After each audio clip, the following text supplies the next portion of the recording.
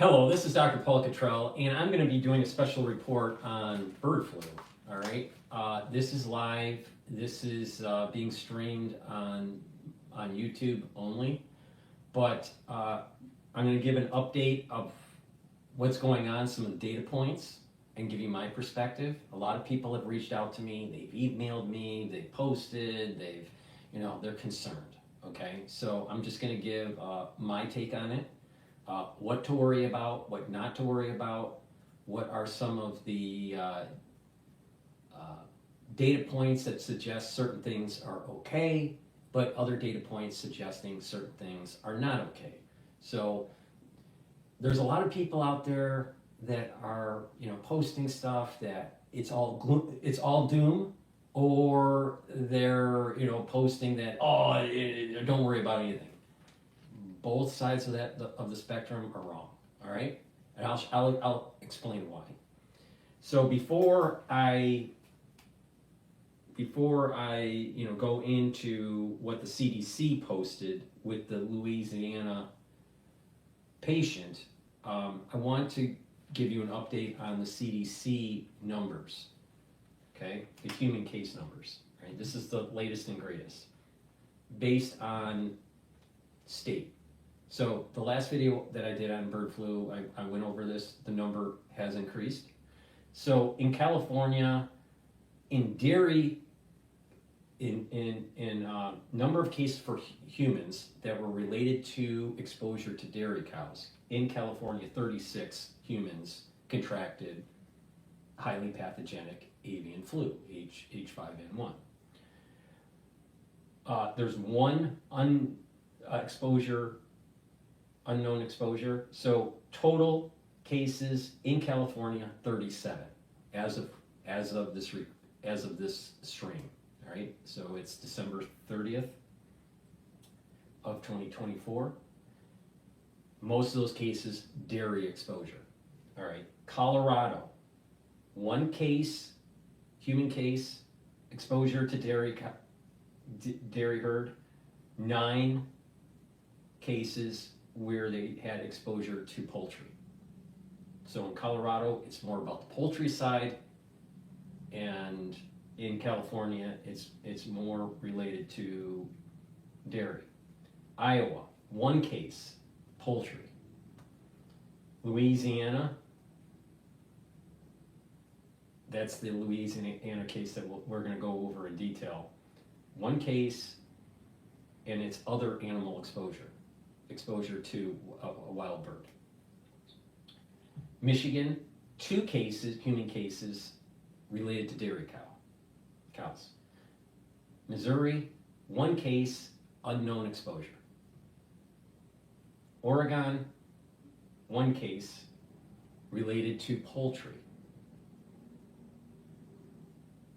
Texas, 1 case to dairy cows. Washington, 11 cases with poultry.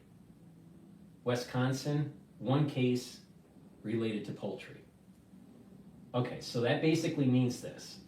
We have 40 cases total that are related to dairy cows. So human cases, humans contract from cattle. There were 40 cases in the United States as of right now. Poultry, there's 23 cases. 1 case of other animal exposure, that's the Louisiana case. And there's 1 case in Missouri of unknown. Most likely wild bird, right? So there's 2 unknown cases. 1 was in California, one's in Missouri. So total is 66.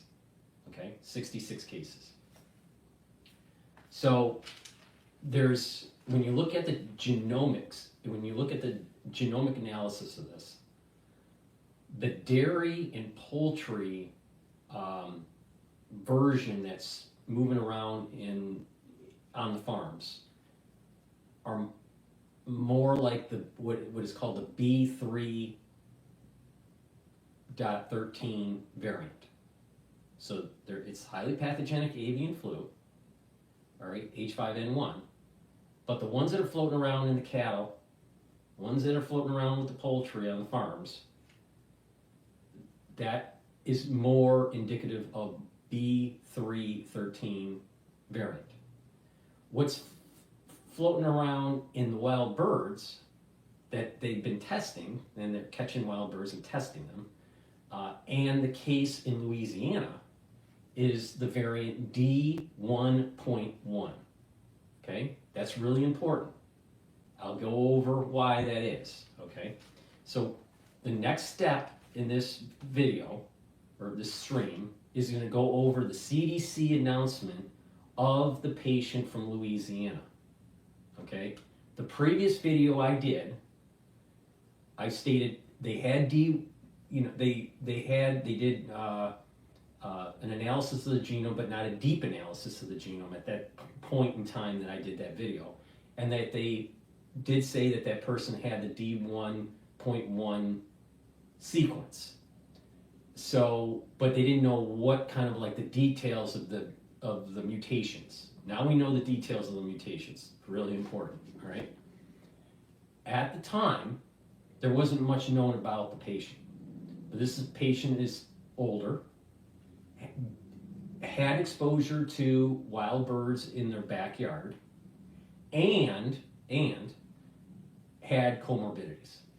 Okay, so they didn't, they weren't that healthy, all right? And this person started having respiratory distress. Now, people need to understand that, you can have something relatively benign, but if you have a condition, it can be problematic, all right? That's the whole problem with the comorbidity part. So the question comes in, over time, will we see other patients contract D1.1 from wild birds and not have a comorbidity and have similar manifestations with their respiratory tract? All right? Chances are they will show some level of respiratory problem because of the changes that took place with the genome for D1.1. Okay, so I'm going to go over those details. So bear with me, and then we're going to go into some of the problems with the inoculation. All right, and I'll explain a little bit about the fourth cocktail and how this all ties together. All right, no one is telling you this. All right, no one, not Alex Jones, nobody. No one has the insight that I have on this. All right, so that's why it's so important to really just pay attention to what I'm saying. You probably have to watch this a couple times for it to sink in.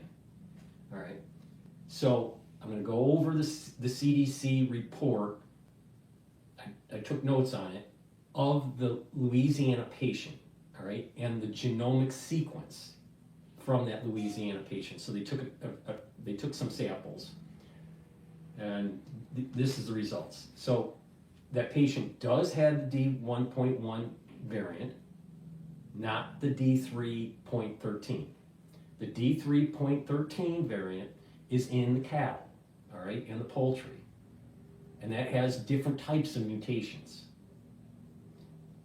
The D1.1 has other types of mutations. Problem comes in is that if D1.1 mixes in a population of D3.13, then you have a much bigger problem. And this is the worry that individuals have, is that as these things are circulating in different animals and crossing over to humans, that there's going to be higher affinity to the upper respiratory receptors. So we have two main receptors that are important to understand. We have a lower receptor called alpha-2/3, and you also have alpha-2/6 in the upper respiratory area of the lung. Mutations are starting to take hold with the D1.1 that has higher affinity to the alpha-2/6 receptors. That means that it's getting closer to human transmission. The cattle and the poultry exposure is basically alpha 2-3. So it's hard for human-to-human transmission, but easier if you're close to animals that are infected, especially farm workers, right? And you're working with the animal all day, all right? That's why people are worried. Now, it has some mutations in D313 that's not in D1.1 and vice versa. So if there's a mixture that takes place by just commingling, you're going to get mutations that lead to human-to-human transmission. Now the question is, how bad and when? That's left for debate. Let's go through the data and I'll give you my opinion, all right? But I'm the most accurate on covering this stuff, so just pay attention to me, because this is related to what we went through in 2020. 100% sure about that. So the genome sequence is data banked, all right, in GeneBank. I think it's GeneBank, hold on. A GenBank, so GenBank, it's PQ809546, because there was 2 samples made. It's also data banked under PQ809564, okay? Now, based on the CDC report, the H protein, the HA protein, so everyone knows that influenza has like an H and an N, right? That's why it's like H5N1, right? So you have an H protein and an N protein on the surface of the virus, and that can mutate and change affinity. Now there's 2 concepts with influenza because it's a segmented genome. Segmented genomes can have mutations that are either through antigenic drift or antigenic shift, all right? The drift means that there's no switching of the segmented genomes. There's 2 segments of an influenza genome. So if there's no switching because of some sort of cell that has 2 types of influenza, there's no switching, and there's just some mutations, then it's just a drift. If there's switching of the segments, then that's shift. Now, genomic shift is much worse to our immune system than genomic drift, all right? So this antigenic or genomic drift is just mutations that are taking place in a segmented genome with no flipping of segments with different viruses, different influenza viruses, all right? So if someone gets, let's say, H5N1 virus, and in the same cell, H5N2, and there's some switching that goes on, then that let me do a better example. H5N1 and let's say H2N2, there can be a flip. So you can have an H5N2 or an what did I say? All right, let me write this down. H5N1, and let's say you have an H2N2. So you can, if they flip, you can have an H5N2 or an H2N1. That genomic recombination with the segmented genomes is an antigenic shift. To our immune system, if we've never seen that before, big problem. Big problem. But there's also antigenic or genomic drift, where it's just H5N1 that's mutating. That's what is going on with D1.1 versus, let's say, D3.13. They're all from a lineage, a parent that is still the H5N1 parent, but there's a drift that's taking place because it's going through different animals and there's mutations that are taking place. Okay? So that concept is really important to have. That these mutations that we're talking about are drift mutations, not shift mutations. Okay? Because of this segmented genome issue with influenza. Now, because influenza has the segmented genome and there's no checking mechanism, it mutates a lot.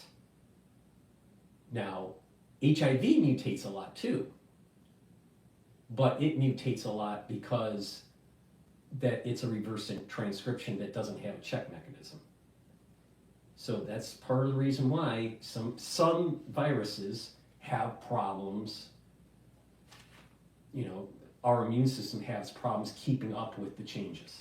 Okay, so that's just a side note to keep in your mind here as we go through this. So the H protein, all right, or what we'll just call HA. The HA that was analyzed by the Louisiana patient has a very high homology to the D1.1 parent lineage. All right, and that there is a candidate vaccine virus, which we'll call CVV, that is called Ezo Red Fox /Hokkaido/1/2022. So this H protein that the Louisiana patient has a very close homology to CVV. All right, so that means that there are vaccine vectors or vaccine sequences that are known that if they need it, it's there. They know what it is. They have something that may be able to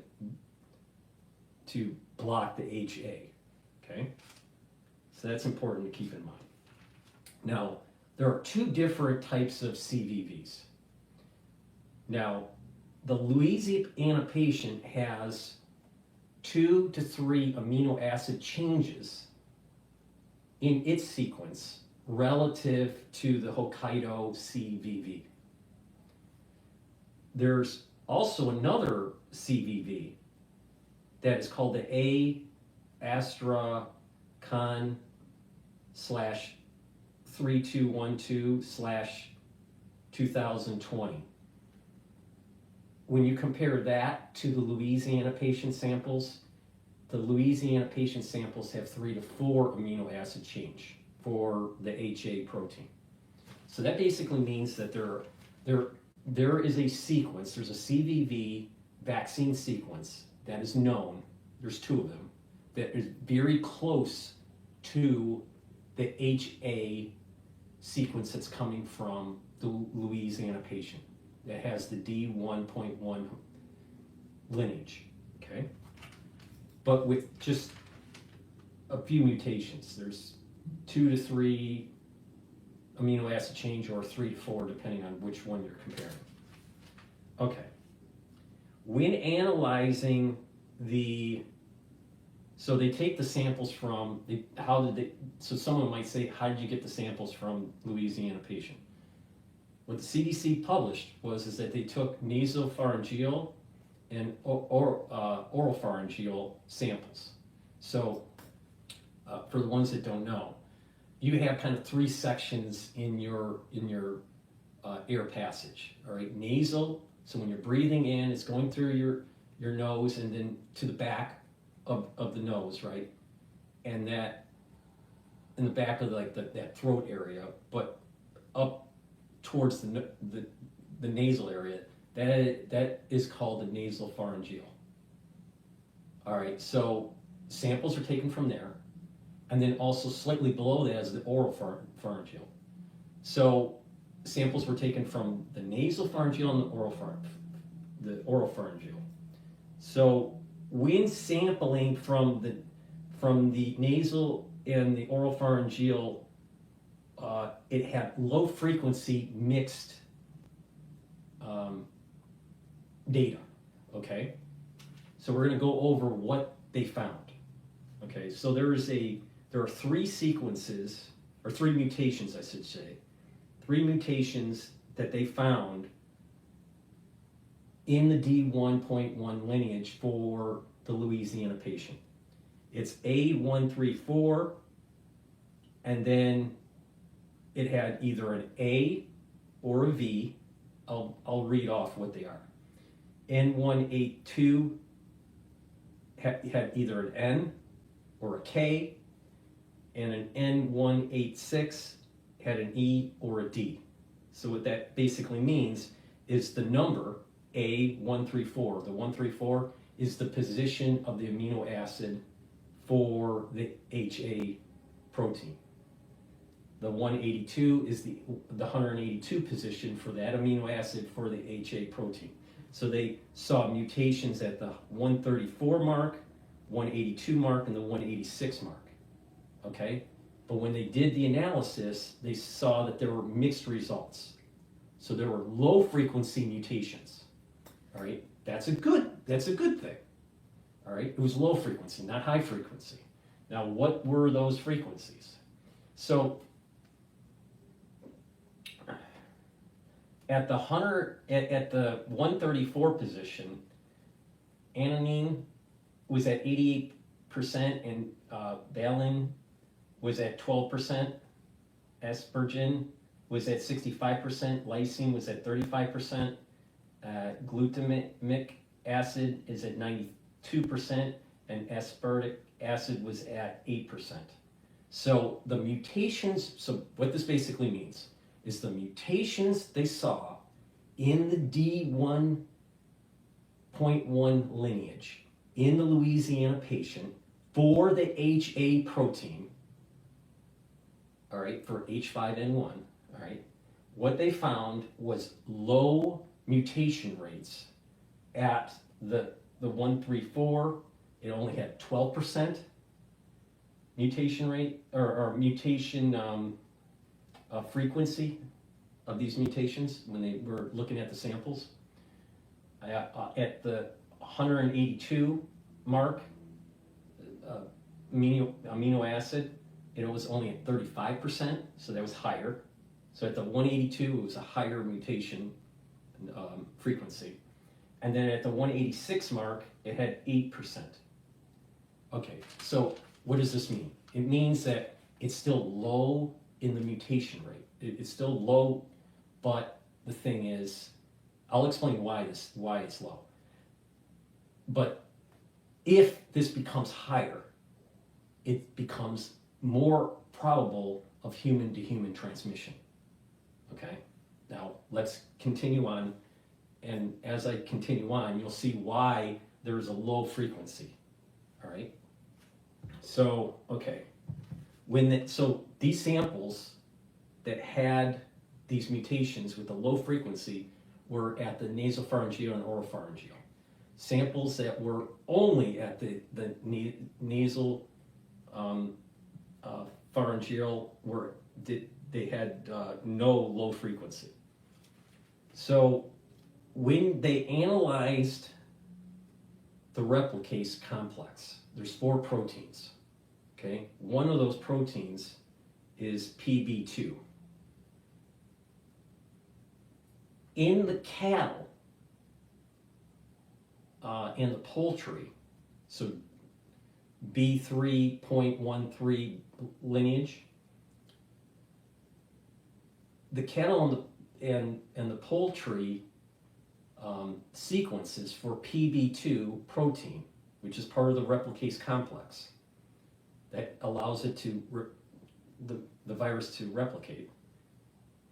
The poultry and the cattle showed E627K mutation.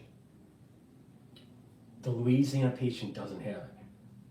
So that's a good thing, because that means that the replicase is not mutating, so it's not as efficient in trying to create more virus that has those mutations.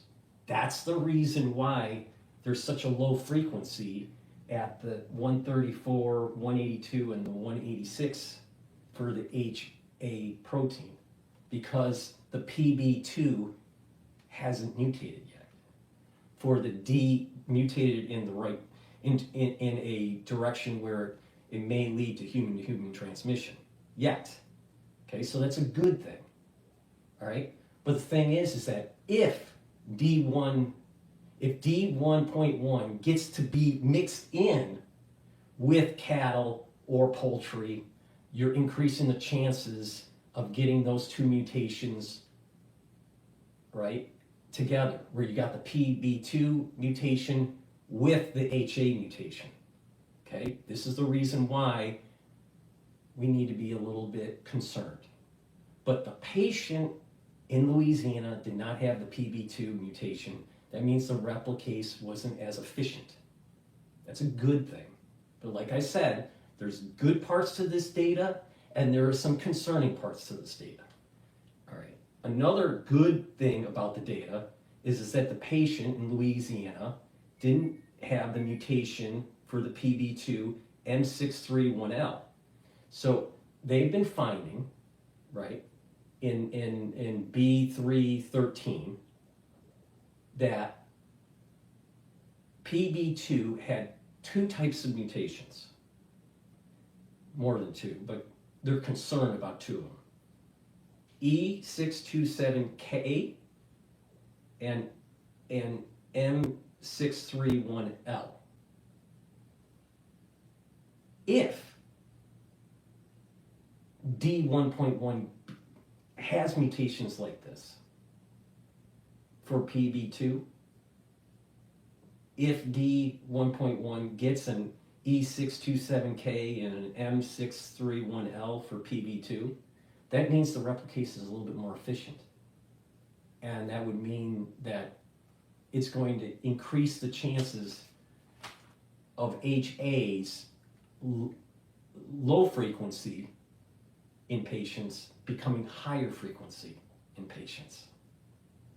And that means that now it's getting closer to human transmission. Right now, it's not human transmission. A few things have to happen. So I'm going to hopefully find the video. I may not be able to find it, but you know, the worrisome doctor on CNN, you know, that's saying, oh, we gotta be pushing inoculations and all that. Not yet. All right, you know, that's premature. What she's saying is premature. That's the point I'm doing this video. What's the facts? What are the facts? All right, and where is this going? What's the trend? What's the probabilities? What's the possibilities? Right? What are, you know, what's really going on? Multiple things have to happen for highly pathogenic avian flu to become human-to-human transmission. All right, multiple hits, but those multiple hits are increasing in probability of happening. When you compare that to, let's say, April 4th of this year, when they started counting these cases that were coming from poultry and dairy. The probability of it happening is increasing, okay? When they analyze the other proteins for H5N1, the highly pathogenic H5N1, when they analyzed it in the Louisiana patient for D1.1, they found no mutations of significance in the N protein, okay? So we'll just call that NA, and the matrix, the M protein, and the PA protein, the polymerase. Okay, so no major mutations of concern, right? Of course, there's going to be a little bit of drift, but if there's no concern, so this is another good part of the data, all right? PB2 doesn't have the mutations of big concern. No mutations for the N protein. no significant changes for the matrix. So those are all positive things out of the Louisiana patient. All right, but if the replicase complex gets better and there's a genetic drift with the NA protein, and you get higher frequency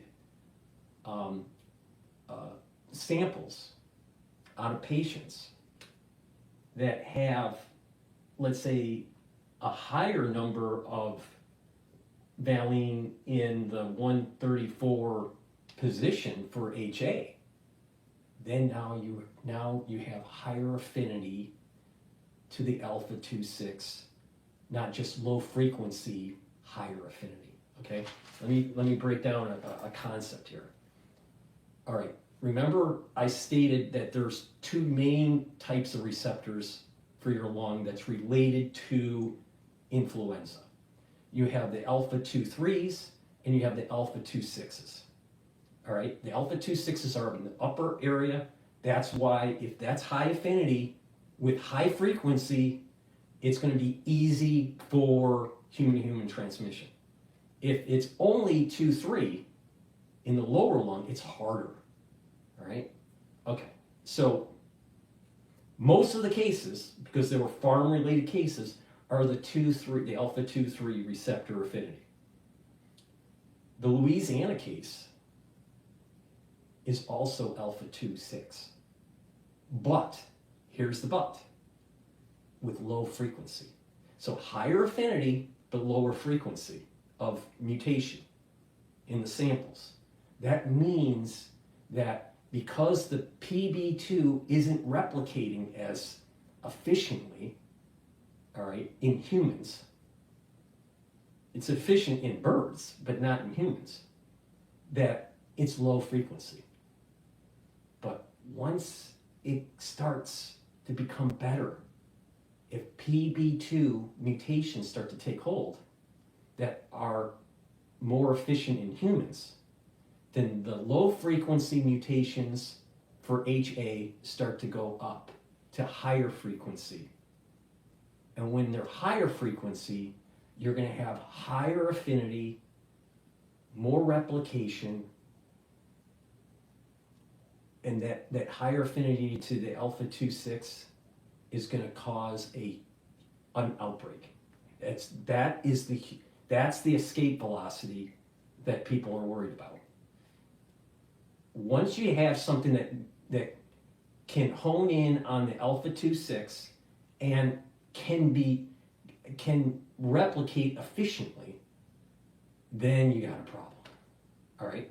Now people need to realize some people that if this does happen, all right, where there's a high level of viral load with high affinity to the alpha 2/6 receptor, right? Certain patients are going to get ARDS. Not everybody's going to get ARDS, but this could be very problematic. Now, if people don't get ARDS, it's going to feel like a really bad cold. The ARDS patients, that's like COVID. All right, so people need to pay attention. Doesn't mean everybody, but if this starts to mutate and it becomes human-to-human transmission with ARDS, which is possible, we're not there yet. Multiple things have to happen for it to get there. But if it does, you got a fucking real big problem. All right? So this is why, the ones that are saying, oh, don't worry about anything, wrong. Alex Jones, wrong. Wrong. Wrong, wrong, wrong, wrong, wrong. But the doctor on CNN, the Asian doctor on CNN, and maybe I'll play, if I can find it, I'll play it, saying, oh, we got to do emergency, inoculations and, blah, blah, blah. Wrong also. All right? There's an increased probability of human-to-human transmission to be taking place in 2025. maybe 2026. Maybe we'll have the higher frequency mutations for HA with the higher affinity to the alpha-2,6 receptors, but maybe we won't have the truncated, mutated N protein. Well, that's going to be problematic, but not as problematic. But once we have the truncated mutation, once we have mutations that truncate the N protein, that's really problematic. So you have this PB2 replication complex mutations that are being able to replicate the virus to replicate better and more efficiently in humans, and it's honing in on the alpha-2,6 receptor, and it's truncated its N protein. Those are all signs relative to just understanding how influenza works in humans. Those are all signs of we are increasing the probability of individuals having human-to-human transmission with ARDS. All right? Okay, so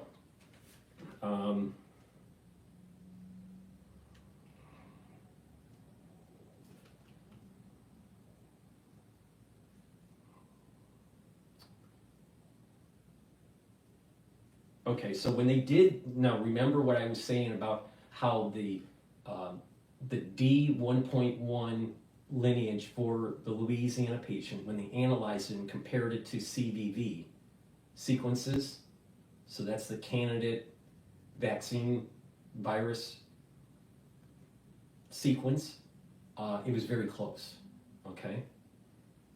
When they also analyzed the genomic analysis from the Louisiana patient, based on the sequence and known knowledge, current antivirals should be helpful if individuals contracted this current D1.1. So antivirals would work, okay? Known vaccine sequences seem to be helpful, all right? So there isn't an escape velocity yet, all right? There's treatment, there's antivirals treatment for what the Louisiana patient had. But this is the point that I'm doing this video. People need to start waking up and just be alert. I'm not saying this is panic mode right now. It's not panic mode. There's going to be people that want to create panic mode, but for multiple reasons. I'll go into that. But it's not going to be end of the world right now. All right. Series of mutations have to take place for that to happen. But it's increasing the probability of this to happen. It's not going to happen tomorrow. I suspect that what's going to happen is that there's going to be a circulation of D1.1 with the D313. D1.1 with B3.13. And that circulation will probably lead to mutations where you have PB2 that are more efficient in humans and also have the higher affinity with the alpha-2,6 receptor. Okay, so that's what we have, all right? We have some good data, all right, on the Louisiana patient where, okay, some things are problematic, all right? We have an alpha-2,6 affinity now. That's bad, okay? What's good is that we do not have in that patient a PB2 mutation where the replicase is efficient in humans, only in birds, okay? And that's part of the reason, that this person, contracted it from a wild bird and it doesn't have the PB2 human mutations yet. But as more people are exposed to the D1.1, it will take hold over time. don't think it's January. I don't think it's February or March, but you're going to start seeing some mutations starting to take hold. I don't think escape velocity is going to happen yet, in the first quarter of next year, of 2025. But I'm worried about this. I'm worried about the second quarter. All right, it's warmer out. Birds are flying around. People are moving around. And people are going to zoos, and the farms are very active during the summer. There's going to be a spread. There's going to be a spreading of this, and something's going to take hold, and something's going to get in a human, and there's eventually enough mutations that take place that leads to escape velocity.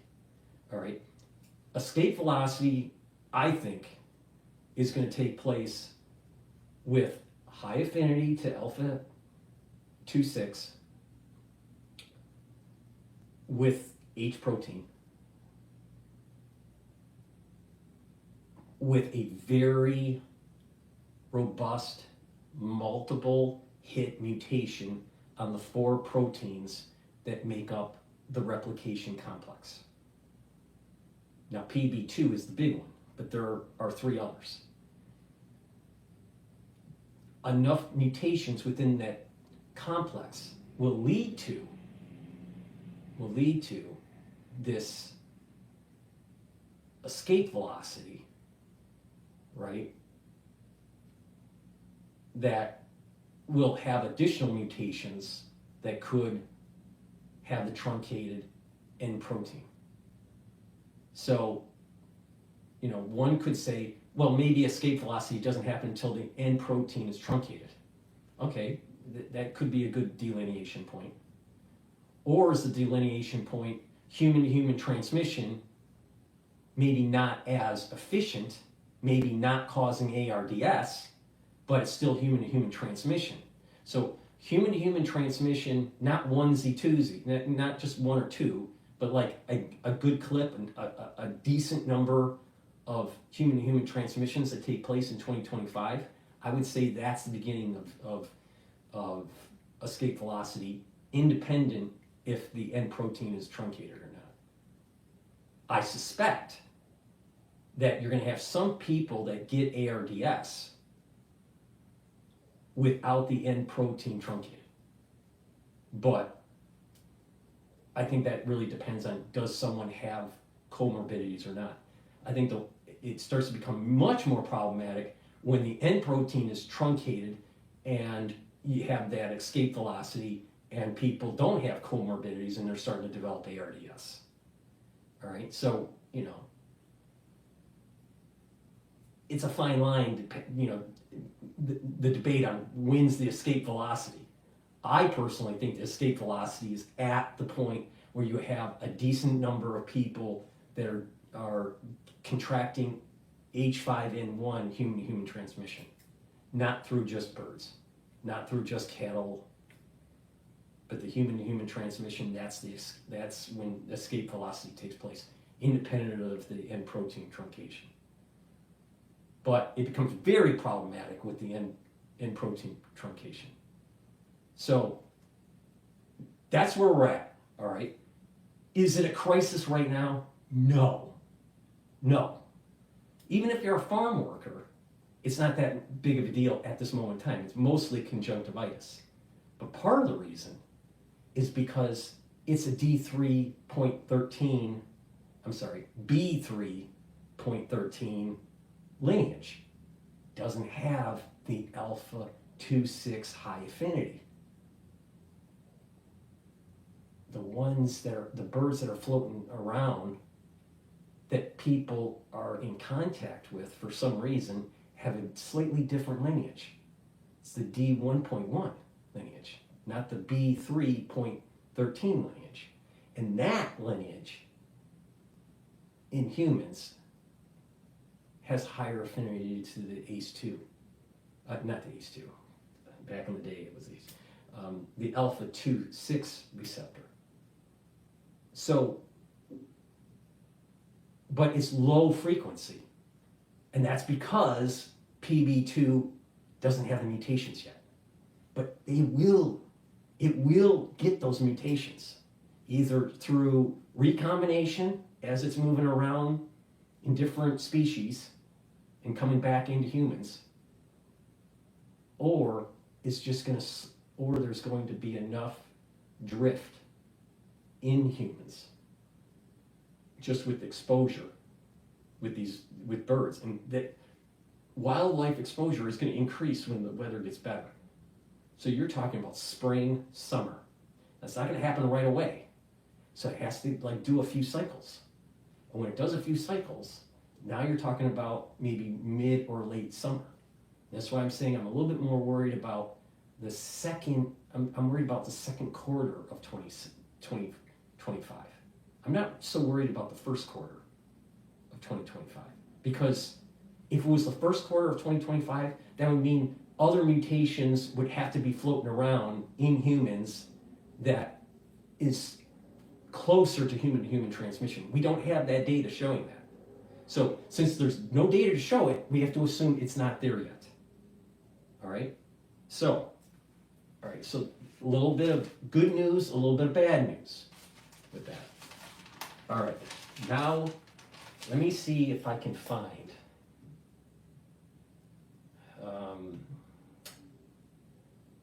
I think it was on.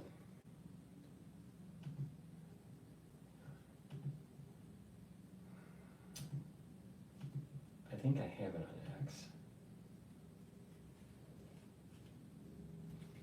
Let me see if I can.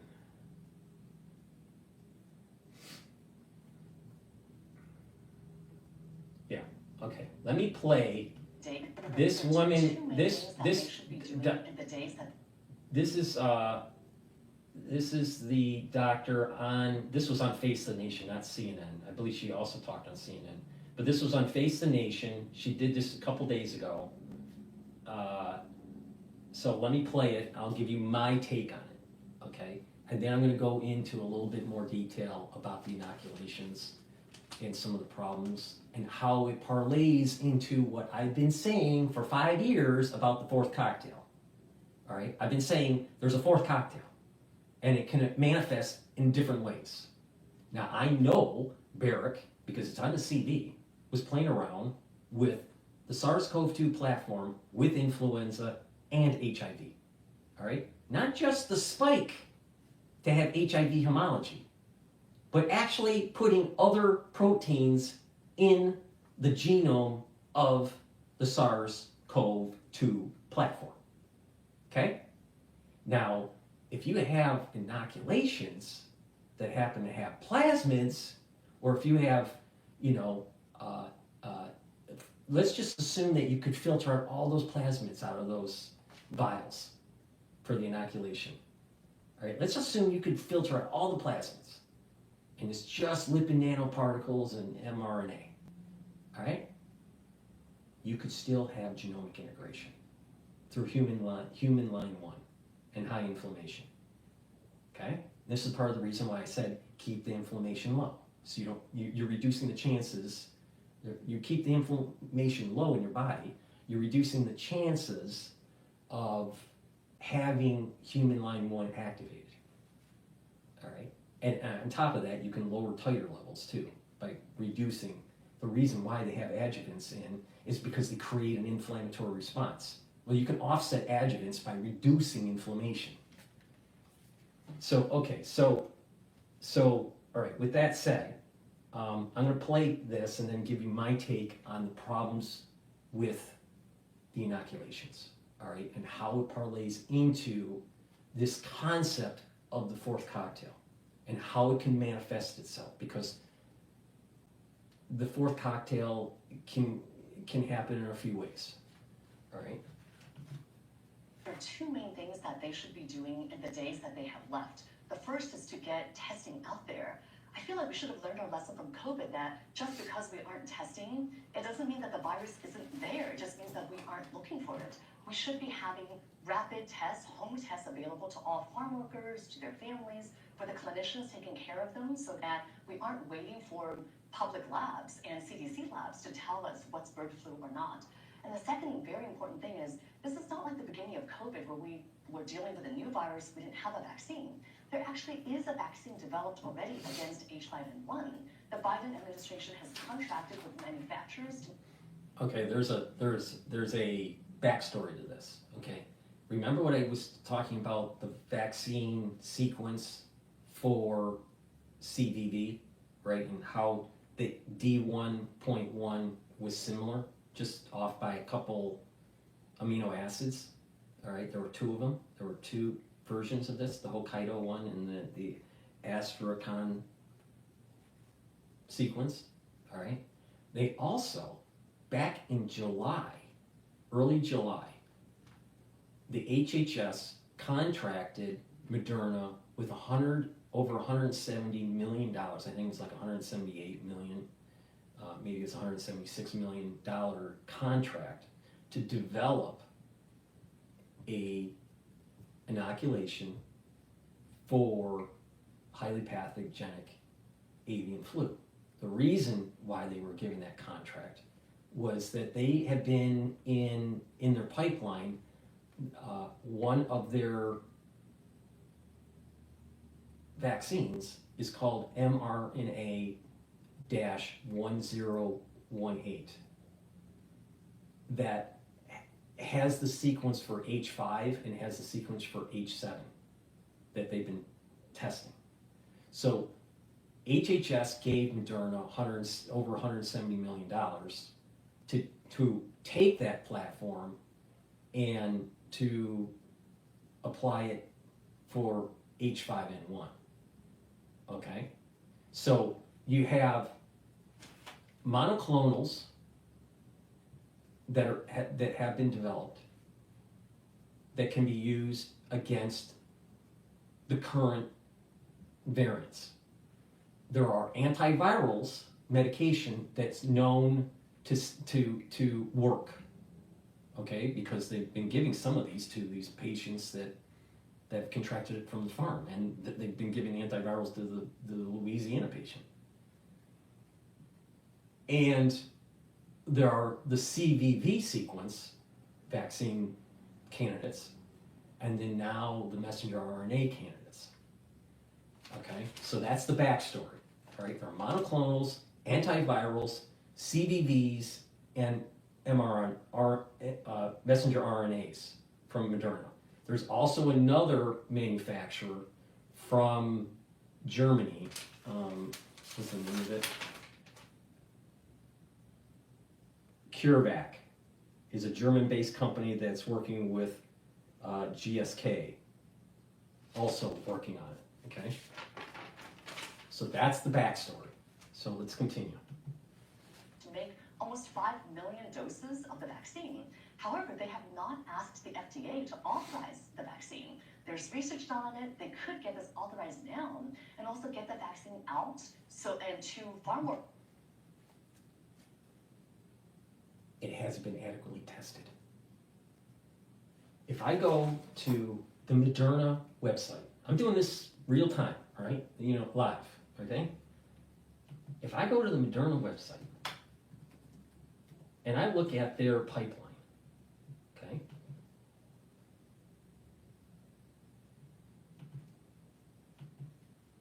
And I look at the mRNA 1018, all right? It is in phase 2. Phase 2. Not phase 3, phase 2. And she just went on Face the Nation to say, let's give them emergency approval.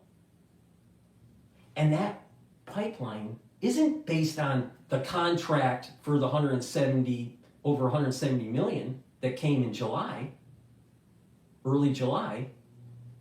That's off of previous work working with H5 and H7.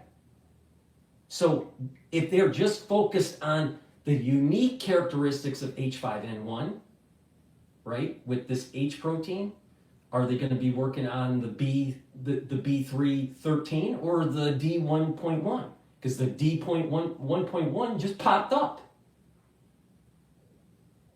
So let's get this straight here. Which version of the H protein are you using? Because the D.1.1 is the one that has the highest affinity to the alpha 2,6.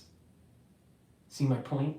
There's no way in hell that they're in clinical trials 3 for anything that has a high affinity to alpha 2,6 receptor.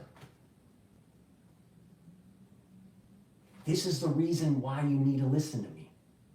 No one is as accurate and as detailed as I am on covering this shit. She probably, if she was listening to me, wouldn't fully understand what I'm saying, because I'm willing to bet she's not looking at the details. And I'm just looking at the website at Moderna. Moderna's messenger RNA 1018 pandemic flu vaccine, which is the platform they're using to piggyback for the $170 million infusion from HHS to develop something against highly pathogenic avian flu, H5N1. They're not even close. They're not even close to have adequate testing showing safety.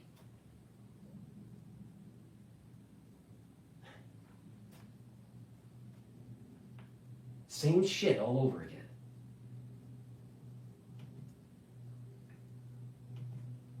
Workers and to vulnerable people. I think that's the right approach, because we don't know what the Trump administration is going to be doing around bird flu.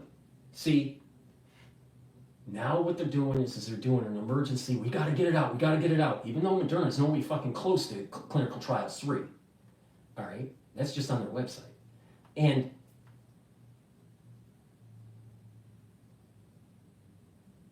she wants to just pass it through because RFK Jr. might say, whoa, slow down, Nellie.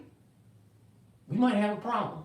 Let's be a little bit more, let's do more due diligence before we do anything. All right? They're rushing. They're rushing because they're worried that RFK Jr. may slow them down. Rightfully so. So,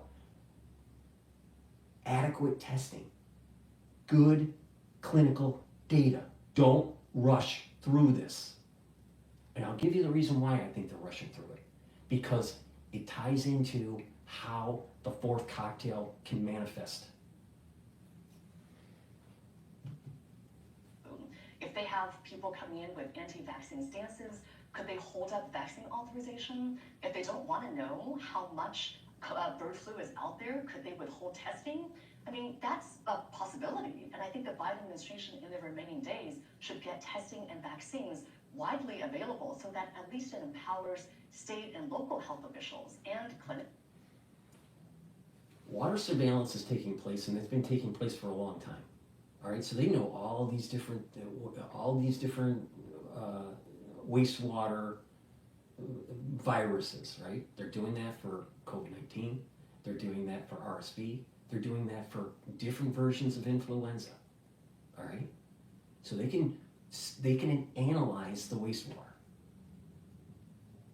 That's not a problem.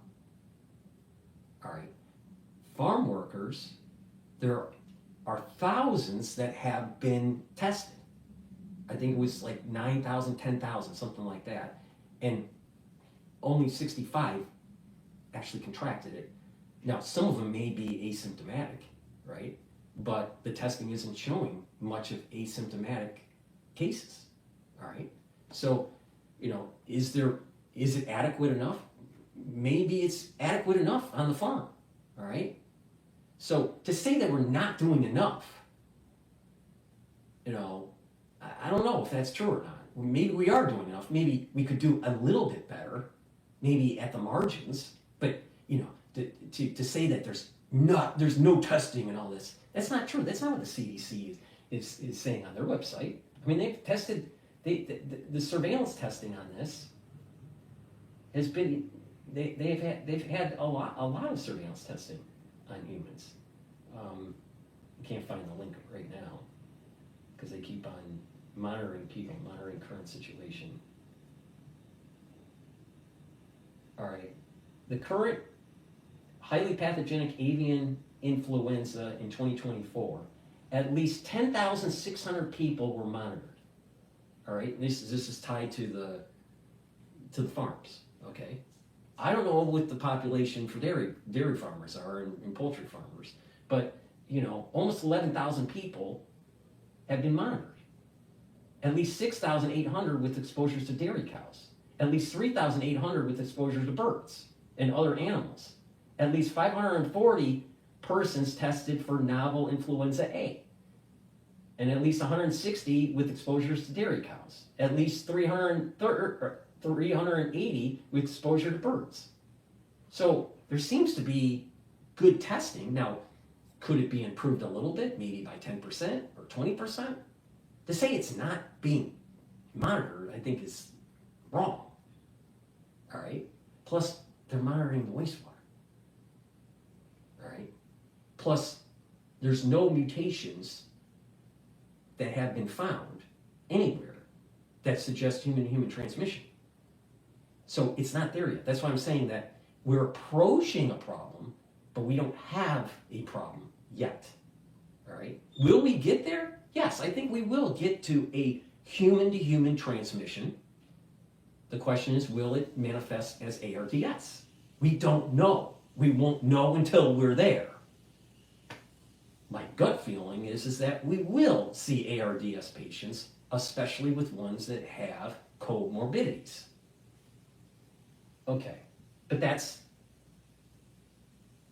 an assumption. But we won't know until we get there.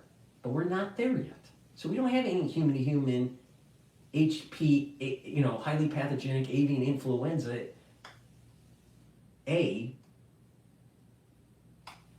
H5N1 at all. We don't have it in humans, human-to-human transmission yet.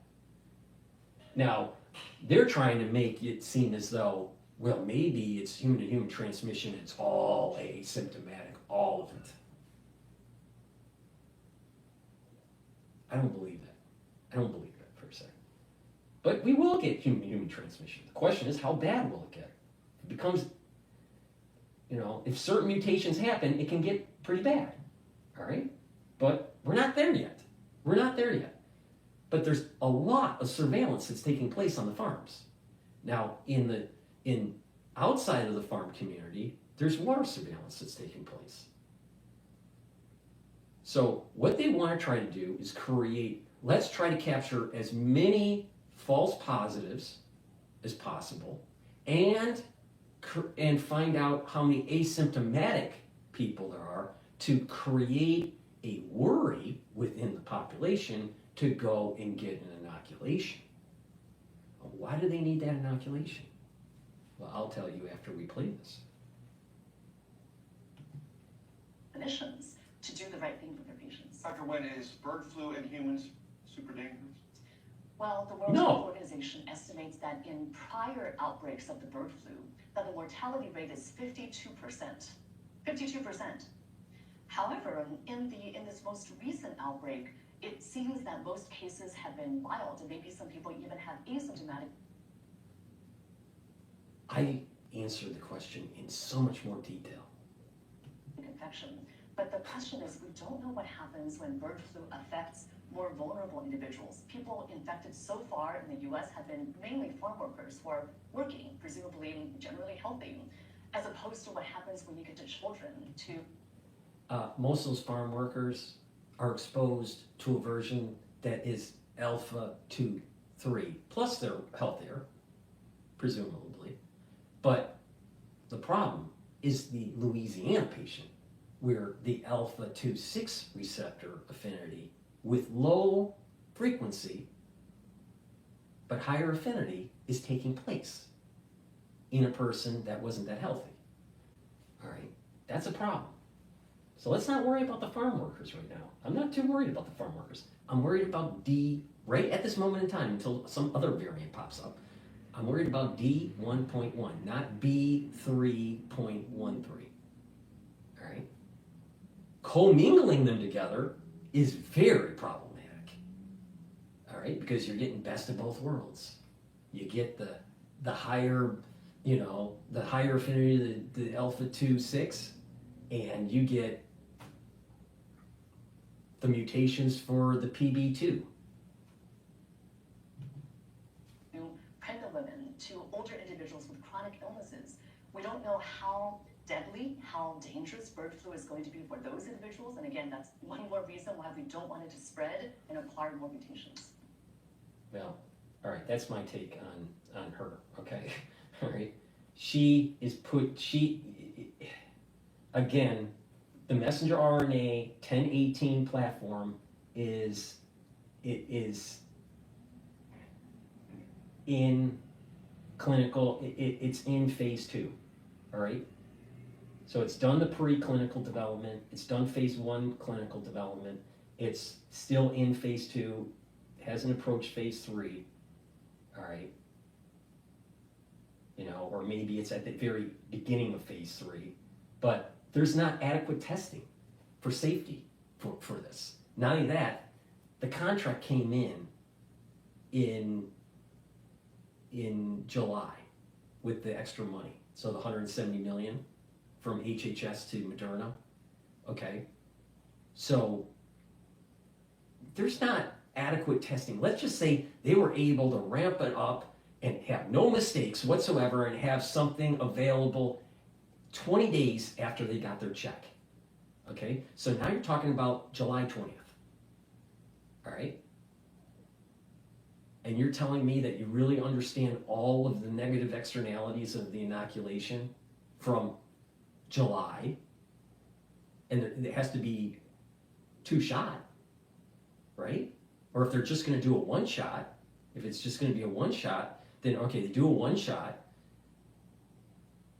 They start administering at the end of July, all right? They may know adverse side effects, the early adverse side effects, but there are later adverse side effects. How do they know? They haven't done a full 6 months, let alone 10 months. It's way too early for emergency on this. Not enough testing. Just think about it. What's going on. The best that they could do is start administering in July. The best. Most likely it was after July. Cutting corners. And this is why the people need to start worrying about the inoculations and the safety of it. In addition, the filtration process is a problem.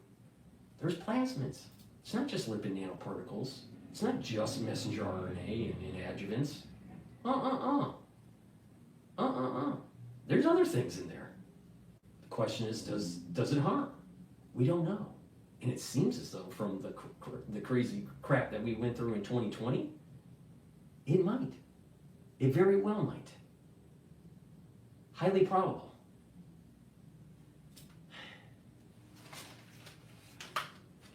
And I'm saying it nicely.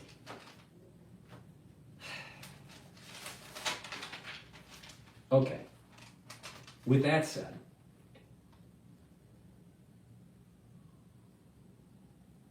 that is my overview of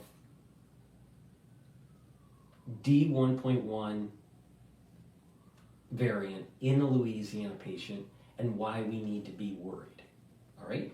But also why we need to be optimistic, all right? It's mixed, the data's mixed. There's some good information, it's all good information, but there's some positive side to it that's not that bad yet, but it's moving in the direction. So if you take a data point in April of 2024, and now, December 2024, we are much closer to human-to-human transmission with H5N1. Okay? But we're not there yet. It has to have multiple mutations to get that human-to-human transmission. All right? I'm not too worried about people getting it from animals because there's not that many people that are exposed to animals in such a way where you're going to have, you know, such a high percentage of your population that's going to have a problem. It's low, and you see it in the data.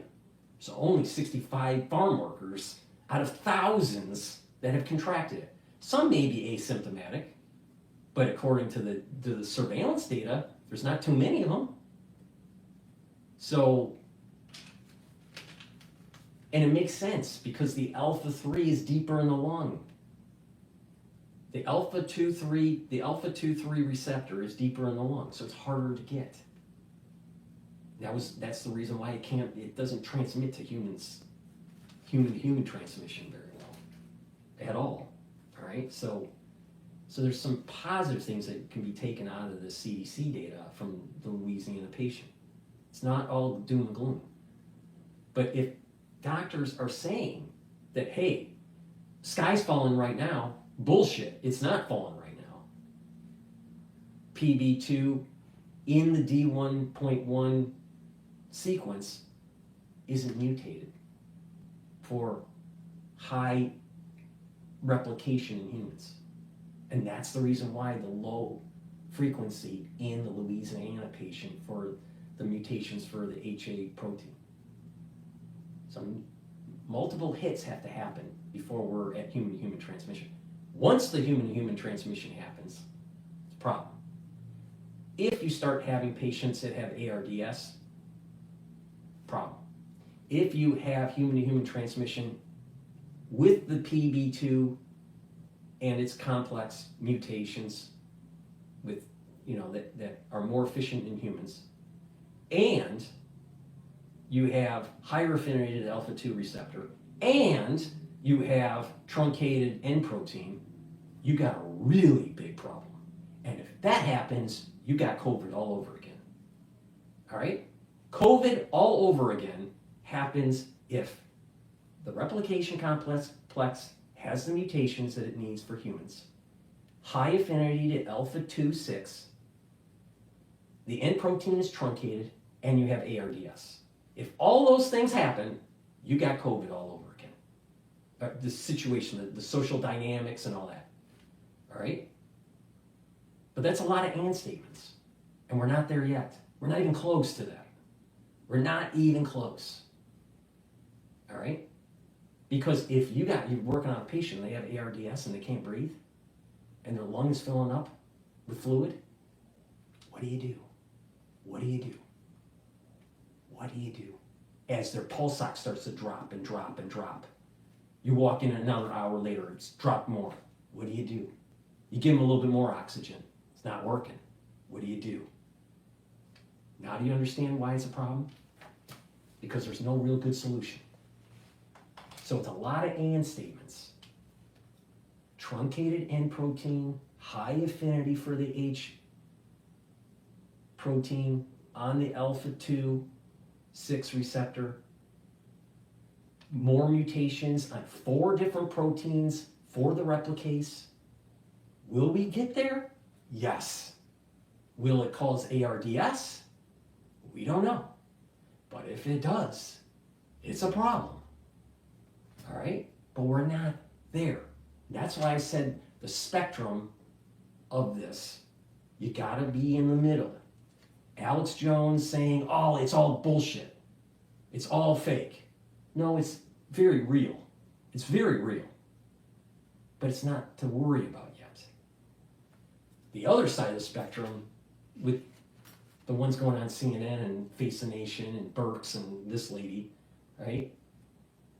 These infectious disease docs that are, saying we need more testing and we need to do emergency provisions. Wrong. We're not even close to that. Not even close. We have surveillance capability that's taking place already. We already have therapeutics and antivirals that are known to work for the sequence. And there are different, if you're going to go down the inoculation route, there are many different candidates that seem to work. All right? And I mentioned 2 of them that are the CVVs. All right? So, and then there are the monoclonal antibodies that are also known to work, that are already stockpiled. So, I'm not too worried about it until we start seeing some of these other hits taking hold. Now, that could happen sometime in, maybe the summer of 2025. Maybe. Okay? But that's my take on this. Now, I'm going to do another stream on the inoculation issue because that is a little bit more involved. I have to, I have a bunch of diagrams I have to explain on how this is bad and how this could manifest as a fourth cocktail. All right. So, but I want to do that in a separate stream. Thank you for listening. I appreciate it. Please make sure that you help support my work. All right. It's very important. There's no one that gives you the details like I do. No one. There's no one. No one has the insight like I have. All right. And this does dovetail into what we went through in 2020 because of the fourth cocktail, which is something else that no one else has explained to anybody other than me. All right. So to help support my work, make sure you subscribe to all my channels. I have 4 channels on YouTube. I have Brighteon, Bitchute, and Rumble. Help support my work by making sure you subscribe. I also have these live streams. I have it on YouTube and I also live stream on Rumble, and I do X Spaces and all this stuff. Share the links. Ask your social media followers to follow me. We're going to be going through tumultuous times during the Trump administration, all right? And this is one of them. And we're going to walk through it together. And in terms of this, I will tell you how to navigate. Just follow my lead, and you will be okay. All right. Ask your followers to follow me, and it's going to be a team effort. All right. And we can make this a better place, but you got to pay attention. All right. And in addition, with subscribing and sharing the links and asking your social media to follow me, help support the work. All right. You can help support the work many ways, and I've mentioned to it 1,000 times, probably 2,000 times. One great way is to help support the work by donating on my website, the-studio-reykjavik.com. The links are in the description of this video. Donate through Stripe, PayPal, or buy me a coffee, or be a paid member to my Patreon channel. I have thousands of videos like this for free for people, so I can help people understand what's going on. Because it can get confusing. You're not getting full information from the mainstream media.